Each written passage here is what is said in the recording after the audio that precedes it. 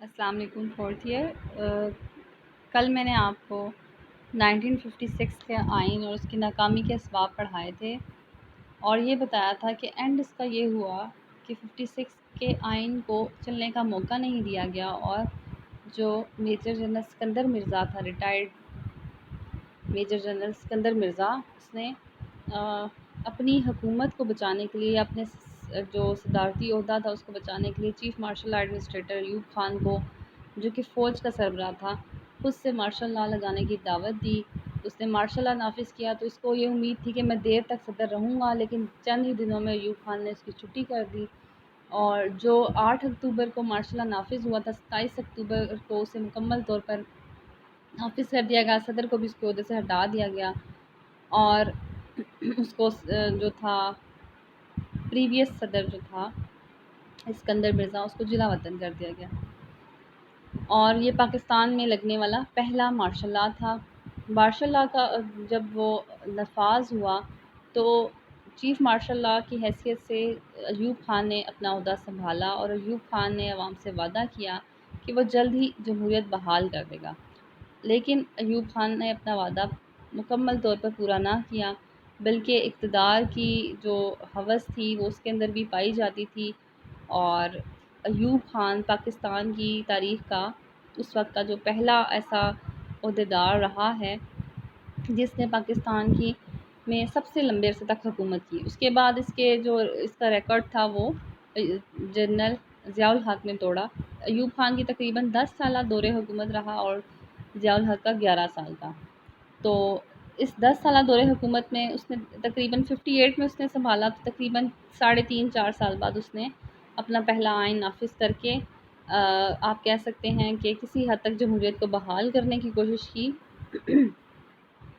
और आइन को नाफिज़ किया। तो अब हम पढ़ते हैं कि जो पाकिस्तान का सेकंड कॉन्स्टिट्यूशन था 1962 का, जो 8 जून को नाफिज़ हुआ था, वो कब बना, कैसे बना और उसके सेलिएंट फीचर्स या उसके मेन पॉइंट्स क्या थे। अयूब ख़ान ने, जैसे मैंने आपको बताया, इक़्तिदार संभाला तो कौम से वादा किया कि वो जमहूरियत को बहाल कर देगा और इसलिए उसने सबसे पहले ये किया कि अभी मार्शल लॉ उसने ख़त्म नहीं किया था। आइन के नफाज से पहले ही उसने बुनियादी जमहूरियतों का या बेसिक डेमोक्रेसीज़ का एक सिस्टम इंट्रोड्यूस करवाया। बुनियादी जमहूरियतें ये थीं कि इसमें ना उसने अपनी एक किताब थी, जिस रिस्क से आती हो परवाज़ में कोताही, आई थिंक यही नाम था।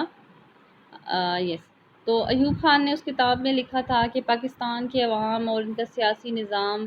से, पाकिस्तान के अवाम और उनकी सोच और उनकी जो सलाहियत है और जो पाकिस्तान का सियासी निज़ाम है वो उससे हम आहंगी नहीं रखता।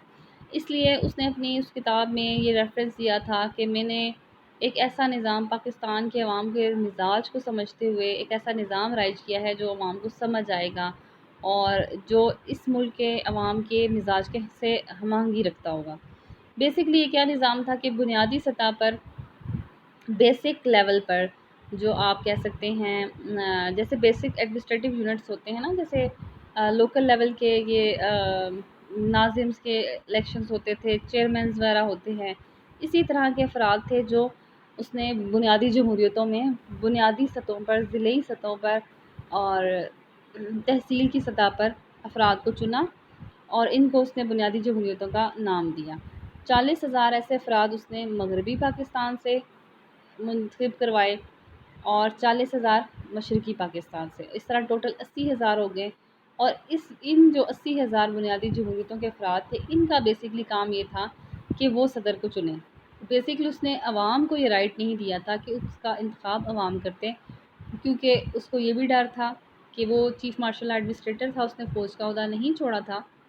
हुकूमत संभालते हुए। तो उसको ये कन्फर्म भी था कि उसका कोई सियासी बैकग्राउंड नहीं है, अवाम उसको पसंद नहीं करेंगे या उसको मौका नहीं देंगे। तो उसने इनडायरेक्ट तरीके से अपने आप को मुंतखब करवाने की कोशिश की जिसमें वो काफ़ी हद तक कामयाब भी रहा। अच्छा, उसके बाद उसने जब उसने ये इस निज़ाम को मुतारिफ़ करवा दिया, ख़ुद को सदर भी मुंतखब करवा लिया और उसने ये भी किया कि अपने आप को यानी एक सिक्योर करवाया पहले और उसके बाद फिर भी अवाम ने बार-बार मुतालबा किया कि आइनी और जमहूरी निज़ाम को कायम दोबारा से बहाल किया जाए, जमहूरी हुकूमतें कायम की जाएँ। تو ایوب خان نے جسٹس شہاب الدین جو اس وقت کے چیف جسٹس تھے ان کی سربراہی میں ایک آئین ساز کمیشن ترتیب دیا، اور اس آئین ساز کمیشن کا کام یہ تھا کہ وہ ملک کے لیے آئندہ جو بننے والا آئین ہے اس کی سفارشات یا ریکمنڈیشنز دے گی۔ اس کمیشن نے ایک رپورٹ بھی پیش کی جس میں پارلیمانی نظام میں حکومت کی ناکامی کے اسباب بتائے اور صدارتی کابینہ کے بنانے پر بھی غور کیا گیا۔ کابینہ کی سفارشات کے بعد جب ایوب خان نے آئین کا نفاذ کا اعلان کیا تو جو کمیشن کے چیئرمین تھے جسٹس شہاب الدین، انہوں نے ایک اپنے اخباری بیان میں یہ واضح کر دیا کہ اس آئین سے اس کا کوئی تعلق نہیں تھا۔ یعنی پہلے انہوں نے بیان یہ دیا کہ آئین جو کمیشن کی سفارشات ہیں اس پر مبنی نہیں تھا، پھر ساتھ انہوں نے اس سے لا تعلقی کا اظہار کیا۔ یعنی ان کے بیان کے مطابق جو آئین 1962 کا آئین نافذ کیا گیا تھا وہ آئین نہیں تھا جو آئینی کمیشن کے سربراہ نے ریکمینڈ کیا تھا۔ اس کے بعد کیونکہ اس وقت کے جو ابلاغ عامہ کے ذرائع تھے جیسے اخبارات اور ٹی وی وغیرہ ریڈیوز، ان کے اوپر تو ایوب خان کا کنٹرول تھا، اس لیے اس بیان کو تو اس ٹائم نہیں شائع کیا گیا، اور عوام کے اوپر ایوب خان کی ذاتی پسند کا بنایا ہوا آئین نافذ کر دیا گیا۔ اگر اس آئین کو عوام کے سامنے ریفرینڈم کے لیے استصواب رائے کے لیے ان کی رائے جاننے کے لیے پیش کیا جاتا تو ہو سکتا تھا کہ اس کو عوامی پسندیدگی حاصل ہو جاتی، لیکن ایسا نہیں کیا گیا۔ اس آئین کو زیادہ کوئی پذیرائی حاصل نہیں ہو سکی۔ اب ہم پڑھتے ہیں کہ اس آئین کی خصوصیات کیا تھی۔ یہ آئین اسلامی آئین تھا، لیکن یہ آئین اسلامی آئین نہیں بھی تھا، اس لحاظ سے کہ 1956 آئین بنیادی طور پر اس کے اندر یہ شق شامل تھی کہ پاکستان کا نام اسلامی جمہوریہ پاکستان ہوگا، لیکن 1962 کے آئین میں یہ شق شامل نہیں تھی۔ آئین میں جو پہلی ترمیم کی گئی اس کے تحت یہی ترمیم کی گئی کہ عوام کے دباؤ کے تحت پاکستان کا نام چینج کر کے اسلامی جمہوریہ پاکستان آئین میں لکھا گیا، کیونکہ ایوب خان نے پاکستان کا نام صرف پاکستان لکھا تھا، اسلامی جمہوریہ اس میں ایڈ نہیں کیا تھا۔ اور اس کے ساتھ ہی پھر جو عوامی مطالبہ تھا اس کے تحت اس کو پھر یہ واضح کرنا پڑا کہ آئین میں کے تحت پاکستان میں جو بھی قانون بنے گا وہ قرآن و سنت کے مطابق ڈھالا جائے گا، ملک کا سربراہ یعنی کہ صدر مسلمان ہوگا، نیز اسلامی قوانین کے لیے سفارشات تیار کرنے کا کام بھی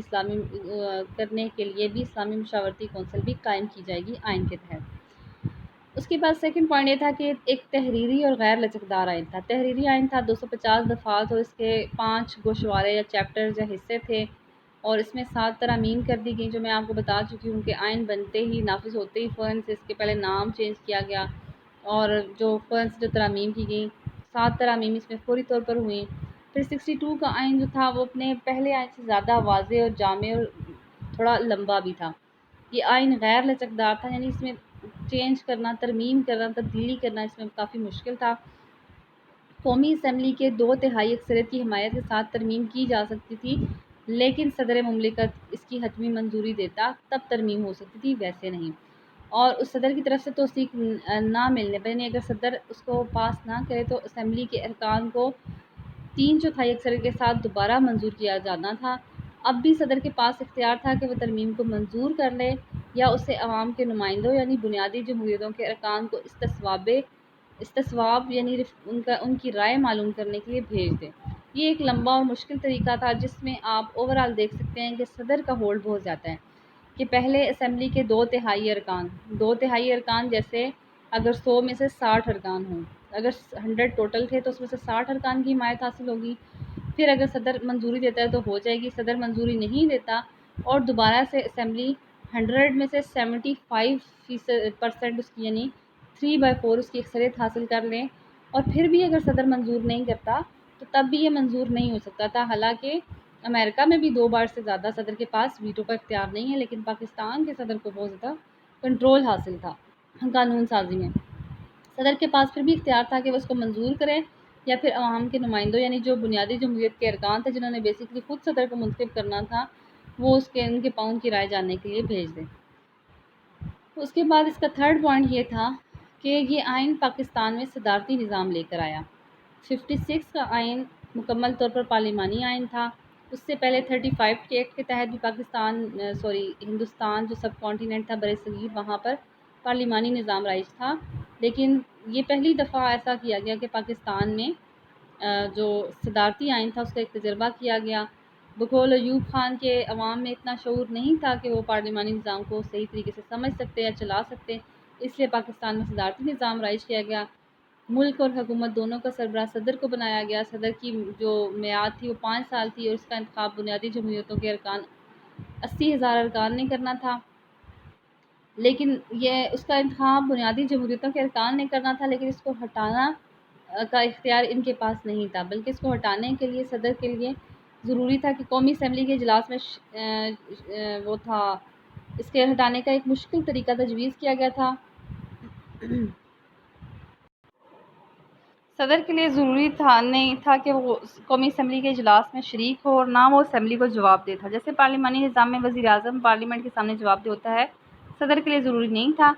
اور صدر کا کہ اپنی مرضی تھی کہ وہ اپنی کابینہ کا چناؤ جہاں سے چاہے کرے، مطلب پارلیمنٹ میں سے یا آؤٹ آف پارلیمنٹ، اور ایسا ہی صدارتی نظام میں ہوتا بھی ہے۔ اور وزراء کو اسمبلی کے اجلاس میں شرکت کی اجازت تھی، اور لیکن یہ ضروری نہیں تھا کہ وہ قومی اسمبلی کے منتخبہ ارکان ہوں، یہ بھی صدارتی نظام میں ایسا ہی ہوتا ہے۔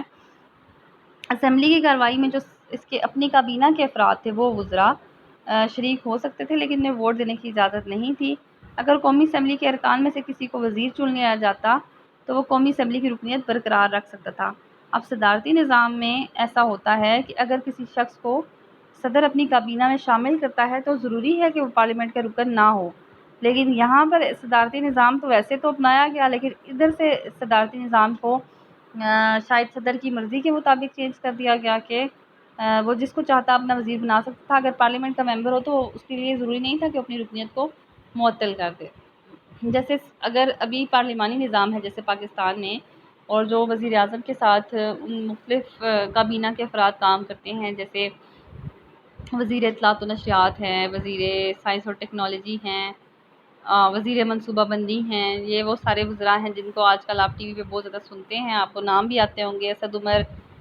فواد چودھری اور شبلی فراز وغیرہ۔ تو یہ سب پارلیمنٹ کے بیسکلی رکن تھے، اور جب وزیر اعظم نے ان کو اپنی کابینہ میں شامل کیا تو ضروری تھا کہ وہ پارلیمنٹ کے ممبران میں سے کسی کو شامل کرتا۔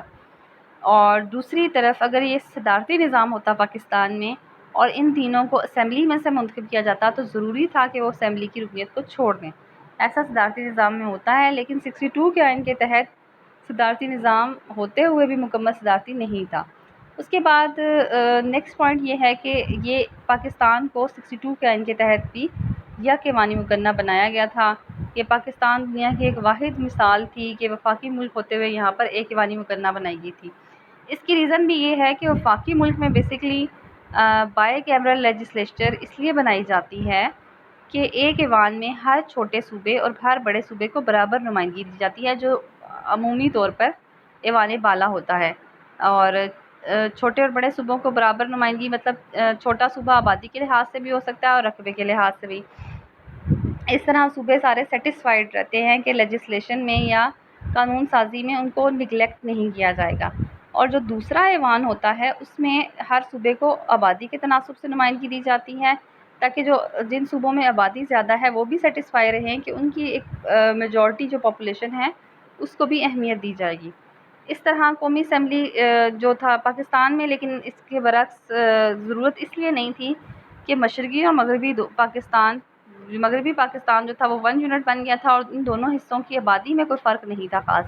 اس لیے پیرٹی یا برابری کا اصول تسلیم کر لیا گیا تھا۔ اس لیے پاکستان میں ایک ایوانی مکنا بنائی گئی، اور اس ایک ایوانی مکنا میں دونوں حصوں میں سے برابر کی تعداد میں وزراء کو منتخب کیا جانا تھا۔ اسی طرح اس وقت جو پاکستان کی صوبائی اسمبلیاں تھیں وہاں بھی یک ایوانی مکنا تھی۔ اس کے بعد پاکستان کا جو آئین تھا وہ وفاقی آئین بنایا گیا، یعنی اختیارات کو آئین کے تحت مرکز اور صوبوں میں تقسیم کیا گیا۔ مرکزی حکومت کے پاس 49 امور تھے اور بقایا سارے امور صوبوں کی تحویل میں دیے گئے، لیکن مرکز اوورآل مضبوط رہا۔ اس کے علاوہ عدلیہ کا ایک نظام اس میں بھی انٹروڈیوس کرایا گیا، جیسے پہلے 56 کے آئین کے تحت، تاکہ مرکزی سطح پر سپریم کورٹ اور صوبائی سطح پر ہائی کورٹس ہوں گی، اور سپریم کورٹ چیف جسٹس اور چند ججز پر مشتمل ہوگی جو بین الصوبائی یعنی صوبوں کے درمیان اور بین الحکومتی یعنی صوبوں اور مرکز کے درمیان کسی قسم کا کوئی تنازع ہو تو اس کی سماعت کرتی تھی۔ سپریم کورٹ کسی حد تک با اختیار تھی اور آزاد بھی تھی۔ اس کے علاوہ شہریوں کو جو بنیادی حقوق تھے وہ اس آئین کے تحت دیے گئے. یہاں پر پھر آپ کی بک میں ایڈ نہیں ہے، لیکن اس آئین کے تحت 1962 کے آئین کے تحت اس میں ایک اور کمی یا خامی یہ تھی کہ بنیادی حقوق اس میں شامل ہی نہیں کیے گئے تھے. تو پھر عوامی دباؤ کے تحت جب پاکستان کا نام چینج کیا گیا تو اس کے ساتھ ہی جو پہلی 10 ترامیم تھی اس میں بنیادی حقوق عوام کو دیے گئے. اس کے بعد پالیسی کے اصول اس کے اندر شامل کیے گئے تھے کہ اسمبلیاں ان اصولوں کو مد نظر رکھتے ہوئے قوانین تشکیل دیں گی کہ اقلیتوں کے حقوق کا تحفظ ہوگا، قرآن و سنت پر مبنی قانون سازی ہوگی، اسلامی ممالک سے خصوصی تعلقات بنائے جائیں گے، تعلیم اور صحت کے شعبوں پر ترقی کے لیے کوششیں ہوں گی، صوبوں میں مساوات کا قیام. مساوات کا مطلب یہ ہوگا کہ فنڈنگ میں فنڈز ایلوکیشن میں مساوات رہے گی، نشہ و اشیاء کے استعمال پر پابندی ہوگی، روزگار کی فراہمی اور دولت کی مناسب تقسیم ہوگی اور معیار زندگی کو بلند کرنے کی کوششیں کی جائیں گی. اس کے بعد نیکسٹ پوائنٹ ہے بالواسطہ یا انڈائریکٹ الیکشن. 1962 کے دستور کے مطابق انتخابی طریقہ کار کو طے کیا گیا تھا، یعنی 56 کے آئین میں درج ہی نہیں تھا کہ انتخابات کیسے ہونے ہیں، لیکن اس میں کلیئر کیا گیا تھا. صدر، قومی اسمبلی اور صوبائی اسمبلیوں کے ارکان کا چناؤ عوام براہ راست نہیں کرتے تھے، بلکہ اس مقصد کے لیے ایک انتخابی ادارے کا قیام عمل میں لایا گیا. بنیادی جمہوریتوں کے 80,000 ارکان اپنے مقامی فرائض کے ساتھ ساتھ انتخابی فرائض بھی ادا کرتے تھے. مقامی فرائض ان کے کیا تھے؟ جس علاقے سے وہ منتخب ہوتے تھے اس علاقے کی ترقی کے لیے جو مقامی نوعیت کے مسائل ہوتے ہیں، جیسے سڑکوں کی تعمیر، نالیاں پکی کرانا، پانی کا سسٹم، سیوریج اور یہ چیزیں دیکھنا. اس کے ساتھ ساتھ ان کا دوسرا کام یہ تھا کہ عوامی نمائندوں کو چننا، جو کہ تھے صدر، قومی اسمبلی اور صوبائی اسمبلیوں کے اراکین. ہر 5 سال بعد انتخابات کا انعقاد ہونا تھا اور اس مقصد کے لیے آئین کے تحت ایک الیکشن کمیشن آف پاکستان بھی بنایا گیا. ووٹنگ کا طریقہ خفیہ اپنایا گیا. بنیادی جمہوریتوں کے ارکان کا چناؤ عوام خود کرتے تھے اور ووٹر کے لیے بالغ ہونا صرف شرط تھی، اور اس کے علاوہ کوئی نسل، رنگ، تعلیم کی کوئی شرط نہیں رکھی گئی تھی. یہاں پر آپ کے 1962 کے آئین کے مین فیچرز کمپلیٹ ہوتے ہیں. تو آج کے لیے اتنا کافی ہے. اللہ حافظ.